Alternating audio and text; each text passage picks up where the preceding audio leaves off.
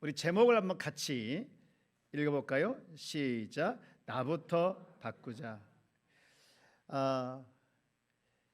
지난주에 이어서 태도에 대해서 좀 더 말씀을 드리는 것이 좋겠다, 그런 마음이 들어서 오늘 말씀을 준비하면서 이렇게 정했습니다. 태도, 이 태도는 그 사람의 마음가짐의 표현이죠. 그 사람 마음가짐 표현인데, 예를 들면 이 투덜투덜 거리면 그 사람의 마음은 어떤 상태입니까? 뭔가 불평이 가득한 마음의 상태다, 이렇게 볼 수 있죠. 애들 말로 아이씨 아이씨 하면서 이렇게 투덜투덜 거리면 그 사람이 뭔가 그 안에 불평스러운 것들을 가지고 있는 것이죠. 또 얼굴에 이 그늘진 표정을 가지고 있으면 저 사람은 뭔가 심각한 걱정이나 또 심각한 염려가 있는 사람이다, 이렇게 보죠. 이 반대로 이 적극적인 태도는 어떻습니까? 그 사람들을 보면 왠지 모르게 그 사람 때문에 힘과 용기를 얻기도 하고, 이 적극적인 태도가 다른 사람에게 힘과 또 용기를 주더라고요. 우리들은 이렇게 보면 이 표정이 밝은 사람들, 또 활기찬 표정을 가지고 있는 사람들 때문에 기분이 좋아지고, 때로는 뭔가 살맛이 난다, 그런 것을 느낄 때가 있잖아요. 이 전화 받을 때도 마찬가지예요. 누군가 전화를 했는데 이 상대방 목소리가 굉장히 밝고 활기차면 전화를 한 사람이 기분이 좋은 거예요. 그런데 이 전화 받는 사람이 다 죽은 목소리로 전화를 받으면 이 상대방이 전화를 한 사람이 가슴이 철렁하잖아요. 뭔 일이 있는 줄 알고. 전화 받는 목소리가 좀 나왔으니까 잠깐 그런 말씀 드리겠는데요. 여러분, 우리가 전화 받을 때 톤이 도레미파솔, 도레미파솔, 이 솔로 받는 게 제일 좋대요. 도레미파.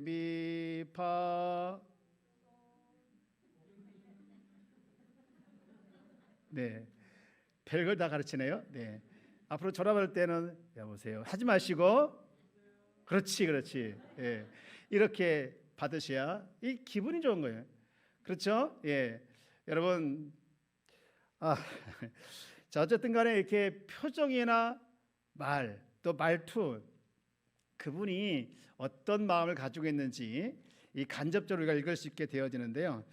우리가 그런 의미에서 봤을 때 우리의 마음은 좀 어떨지 모르겠지만 우리의 태도가 항상 긍정적이고 또 적극적인 태도를 갖는 그런 성도가 되어지길 주의 이름으로 축복합니다. 이 마음이라는 것은요, 잘 고쳐지지 않습니다. 평생 고쳐지는 것이 마음이라고 하면, 그러나 태도는요 금방 바꿀 수 있는 것이죠. 이 투덜투덜하는 말투도 이제 뭔가 좋아요 이렇게 바꿀 수 있는 거 아니겠습니까? 뭔가 이렇게 기분 나쁜 말투도 좀 바꿀 수 있는 거 아니겠어요? 또 역시 얼굴 표정도 바꿀 수 있는 거 아니겠습니까? 이와 같이 태도는 금방 바꿀 수 있습니다. 그러면 우리가 태도를 바꾸고 싶은데 어떻게 태도를 바꿀 수 있을까? 어디에서 교훈 삼을 수 있을까? 여러분, 그게 예수님의 태도 원리에서 배울 수 있게 되어지는데요. 오늘 읽은 말씀을 보면 예수님께서 제자를 이제 뽑으시고 그 다음에 14절에 이렇게 말을 하고 있죠. 이에 12를 세우셨으니 이는 자기와 뭐하고 함께 있게 하시고 라고 했습니다. 예수님은요 평생 제자들과 함께 하셨습니다. 함께 하셨다는 말이 굉장히 중요한 말인데, 예수님이 3년 동안 그들과 함께 하면서 그들의 삶에 있어서 가장 중요한 태도를 많이 변화시켰어요. 태도를 여러분 보실래요? 한 번은 예수님 없는 사이에 예수님의 제자들한테 귀신 들린 아버지가 데리고 왔어요. 그래가지고 그 아이를 좀 고쳐달라고. 그런데 못 고친 거예요. 그때 예수님께서 와가지고 이제 그 모습을 보고 얼마나 화를 냅니까? 근데 그때 그 귀신 들린 아버지가 예수님한테 이런 말을 해요. 여러분, 마가복음 9장 22절 말씀을 한번 볼까요? 자, 우리 한번 같이 읽어봅시다. 시작. 귀신이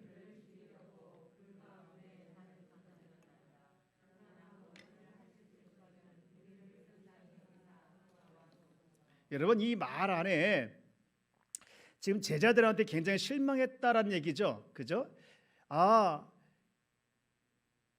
우리를 불쌍히 여겨주세요. 할 수 있을 거든 좀 고쳐주세요 라고 하는 거예요. 그러니까 지금 신뢰를 안 하지만 당신이 고칠 수 있으면 고쳐주십시오 라는 의미가 있는 거예요. 그런데 그때 예수님께서 이렇게 말씀하시죠. 9장 23절. 또 무리에게 이르시되 아무든지 나를 따라오려거든, 이게 아닌데 마가복음 9장 23절에 제가 잘못 적었네요.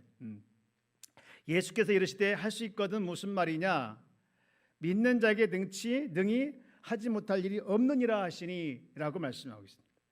즉 무슨 얘기야 지금? 무슨 얘기야? 마가복음 9장 23절 무슨 얘기냐 하면서 아버지의 태도를 고치면서 간접적으로 예수님의 제자들의 태도를 바꾸시는 거거든요. 한 번은 또 예수님의 제자들이 막 다투는 거예요.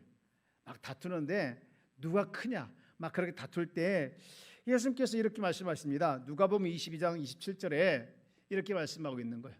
왜 다투냐 하시면서 맨 끝에 누가 크냐, 가장 큰 자는 섬기는 자다. 가장 큰 자가 누구냐라고 다투었을 때 섬기는 자가 가장 크다라고 말씀하시면서 요한복음에 넘어가면 예수님이 직접 섬기는 것이 무엇인가를 가르칩니다. 뭘 가르치냐면 제자들의 발을 씻어주죠. 여러분 요한복음 13장 14절 같이 보겠습니다. 내가 주와 또는 선생에 되어 너희 발을 씻었으니 너희도 서로 발을 씻어주는 것이 옳으니라. 내가 너희들한테 이렇게 발을 씻었으니까 너희들도 뭐 하라는 겁니까? 이제 발을 씻으라는 것이죠. 그래서 15절에 이렇게 딱 선포합니다. 내가 너희에게 행한 것 같이 너희도 행하게 하려 내가 본을 보였다. 이렇게 말씀을 하십니다.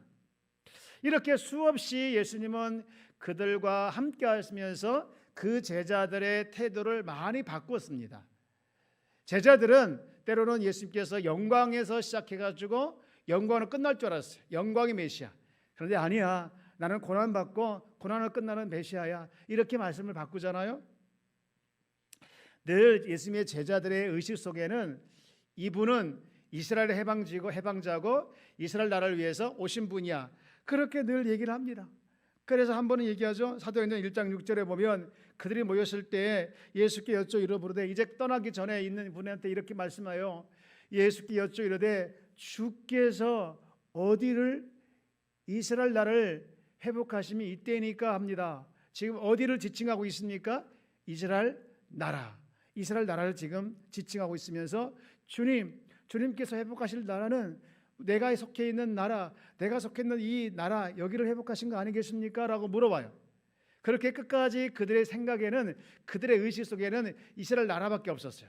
그러니까 예수님께서 이렇게 답변을 합니다. 사도행전 1장 7절 이르시되 때와 시기는 아버지께 권한을 두셨으니 너희가 알 바 아니다.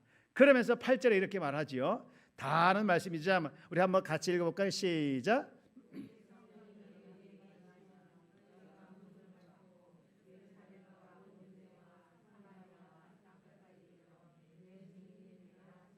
아멘. 아까 예수님의 제자들은 이스라엘 나라를 위해서 오셨습니까? 라고 물어봤더니 예수님은 8절에 뭐라고 합니까? 아니야, 너희가 권능을 받으면 너희는 예루살렘부터 시작해서 어디까지 가라는 겁니까? 땅끝까지 가라는 거예요. 만국을 얘기하고 계신 거예요. 이와 같이 예수님의 제자들은 굉장히 좁은 마음, 또 좁은 생각, 좁은 의식, 그런 태도와 의식을 가지고 있는 그들의 모든 생각과 태도들을, 의식을 바꾸어 주십니다. 참 많이 바꾸어 주셔요. 어떻게 하시면서요? 그들과 함께 하시면서. 그런데요, 불행히도 여러분, 우리가 잘 알고 있는 것처럼 예수님은 이 땅에 계십니까? 안 계십니까? 애매합니까? 여러분, 예수님이 지금 이 땅에 계실까요? 안 계실까요?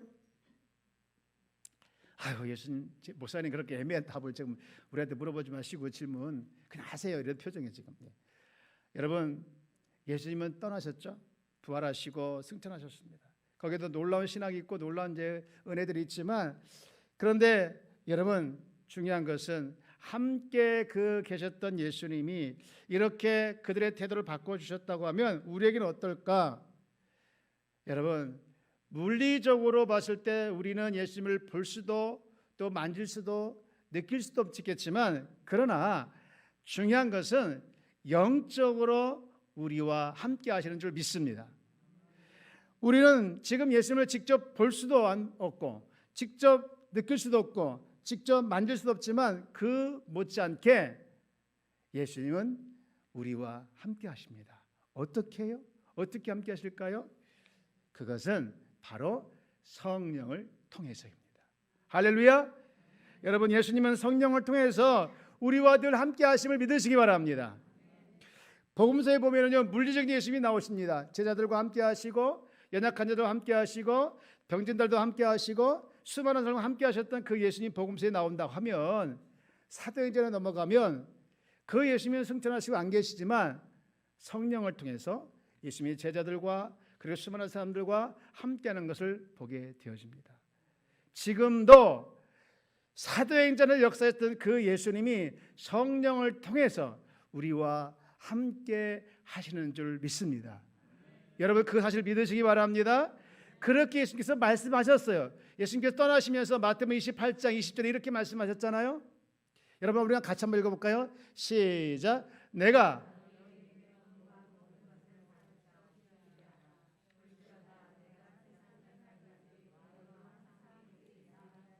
아멘. 내가 언제까지 누구와? 여러분, 이 너희에 저와 여러분이 다 포함되어 있는 줄 믿습니다. 함께 하시는 예수님 때문에 여러분 힘을 얻길 주 여러분 축복합니다. 지금도 이 시간에도 성령을 통해서 우리 주님은 우리 안에 역사하시고 우리와 함께 하시는 걸 여러분 조금도 의심하지 않기를 축원합니다. 한 번은 제가 새벽에 설교를 위해서 기도하는데, 기도 중에 설교 처음부터 끝까지가 다 통째로 보이는 거예요. 통째로. 너무나도 신기해요. 그래서 그들을 다 적어서 그대로 설교를 했습니다. 여러분, 제가 목회를 하면서 늘 주의하고 늘 신경 쓰는 것이 있다고 하면 그것은 성령의 역사, 곧 하나님의 임재입니다. 저와 함께 하시는 성령님은 지금 여러분 예배하는 여러분들과도 함께하는 것을 믿으시기 바랍니다. 그런데 문제는 뭐냐면, 우리가 성령을 통해서 예수님께서 함께 하시는데 그것을 내가 수용하느냐 거부하느냐, 이거에 따라서 우리의 결과가 달라지는 거예요. 많은 사람들이 성령이 역사하고 있음에도 불구하고 성령을 거절해요. 거부하고 있는 사람이 많아요. 그렇다면 우리가 정말로 늘 성령이 우리 삶 속에 역사하시고 주님이 내 삶 속에 역사하시기 위해서는 우리가 어떻게 하는 것이 좋겠는가라는 방법을 요한복음 15장에서 이 포도나무 비유를 통해서 말씀하고 있는데요. 거기에 보면 이 포도나무와 가지가 나와요. 포도나무와 가지가 나와 있는데, 포도나무에 가지가 붙어 있으면 그 붙어 있는 가지는, 포도나무에서 가지가 붙어 있으면 가지가 열매를 많이 맺어요. 그런데 반대로 붙어 있지 않으면 아무 열매를 맺지 않는다는 말씀이 나옵니다. 마찬가지로 우리도 예수 포도나무에 붙어 있기만 하면 예수의 생명수가 우리에게 흘러서 우리는 삶이 힘차게 살아가게 되어지고 많은 열매를 맺게 되는 줄 믿습니다. 여러분, 요한복음 우리 15장 7절 그리고 8절 말씀을 한번 같이 읽어볼까요? 시작. 너희가 내 안에 거하고 내 말이 너희 안에 거하면 무엇인지 원하는 대로 구하라. 그리하면 이루리라. 8절. 너희가 열매를 많이 맺으면 내 아버지께서 영광을 받으실 것이요 너희도 내 제자가 되리라. 할렐루야. 야, 너무나도 귀한 말씀이야. 우리 그러면서 다시 한번 읽어볼까요? 자, 이번에는 7절을 여기, 8절을 여기. 자기가 어딘지 알겠죠? 자, 준비됐죠? 7절 시작.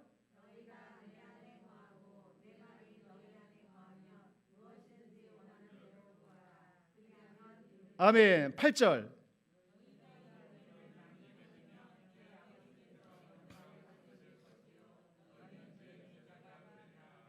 아멘. 그리고는요 11절 쭉 내려가게 되어지면 이렇게 말씀하고 있어요. 내가 이것을 너에게 이름은 내 기쁨이 어디 안에 있어? 너희 안에 있어. 너희가 무엇을 기쁨을 충만하게 하려 함이라. 할렐루야. 성령을 통해서 예수님이 주님이 내 안에 계시니 여러분 주님이 있는 기쁨이 여러분에게 있어야 될 줄 믿습니다. 그런데 기뻐하지 않을 때가 많지 않습니까?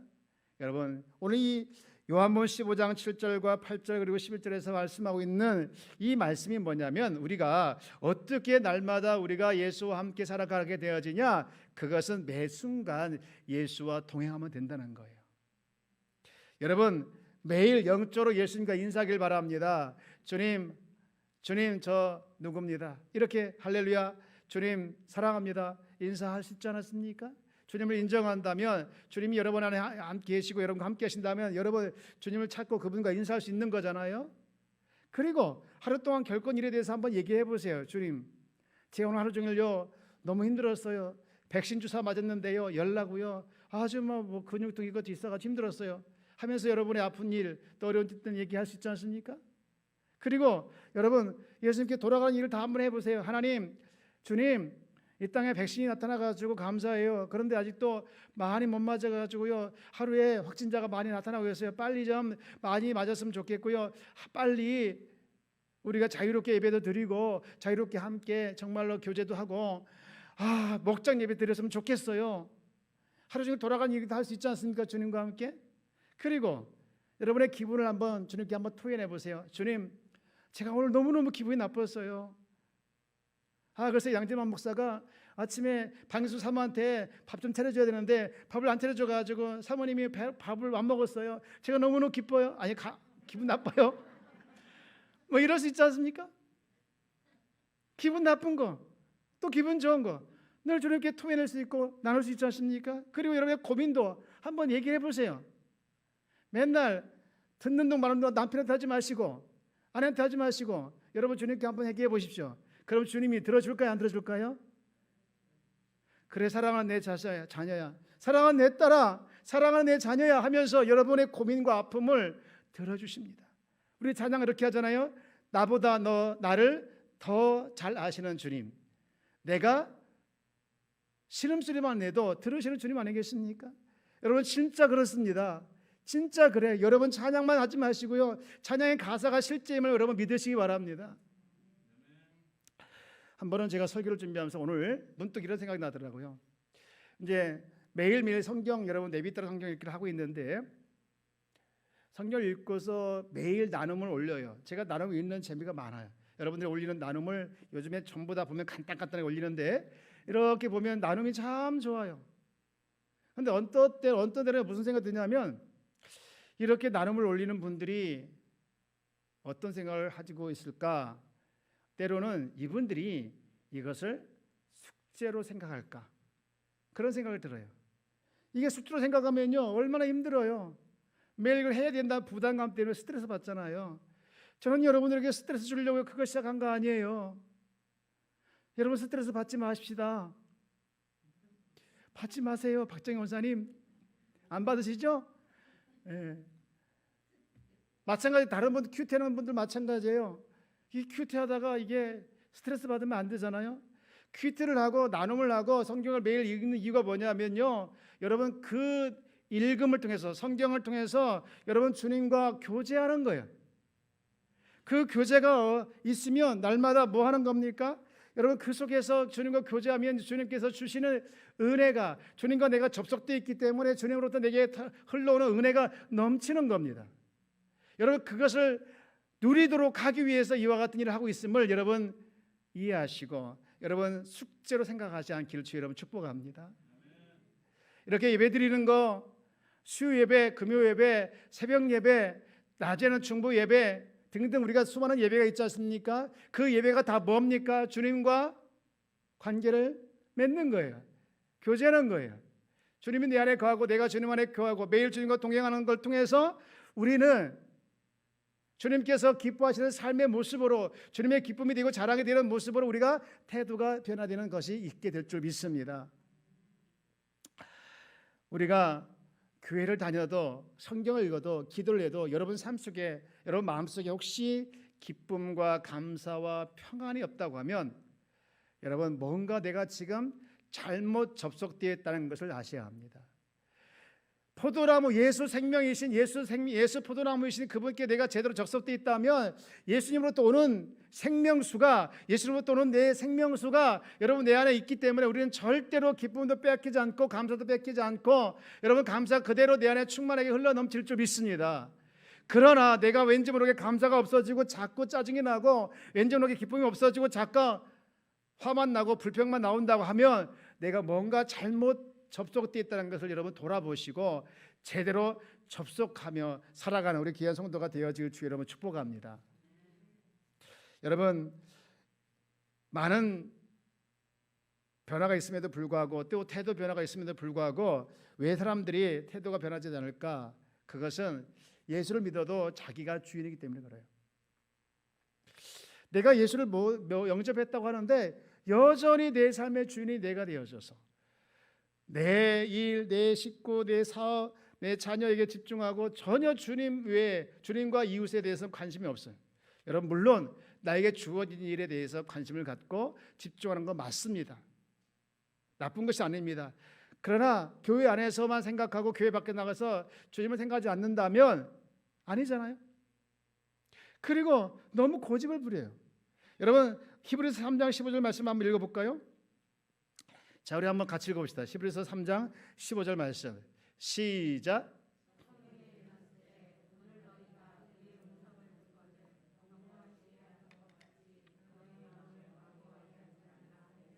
아멘. 성경에 일렀으되 이 성경이 어디냐면 구약이에요. 구약에 일렀는데 오늘 신약 안에 있는 너희들 그의 음성을 듣거든 경노하시던 것 같이 너희 마음을 완고하게 하지 말라. 구약에 누구를 얘기하냐면요, 애굽에 있던 이스라엘 백성들을 얘기하는 거예요. 그들이 출애굽에서 나왔지만 여전히 광야 생활에서 얼마나 고집했습니까? 순종하지도 않고 결국에는 가나안 땅 목전에 두고서 돌아섰잖아요. 그래서 다 광야에서 죽어버렸잖아요. 그들의 가장 큰 마음의 태도는 뭐냐면요, 고집이었어요. 고집. 다 우리 옆에 계신 인사합시다. 고집 피지 맙시다. 근데 여러분의 태도가 지금 뭐래? 아주 고집 필 때는 피해야 되겠죠. 그런 고집 필 때는 피해야 되겠죠. 정의를 위해서, 사랑을 위해서. 그런데 누가 그랬죠? 쓸데없는 고집을 핀다고. 이렇게 인사하면 좋겠네요. 쓸데없는 고집 피지 맙시다. 시작.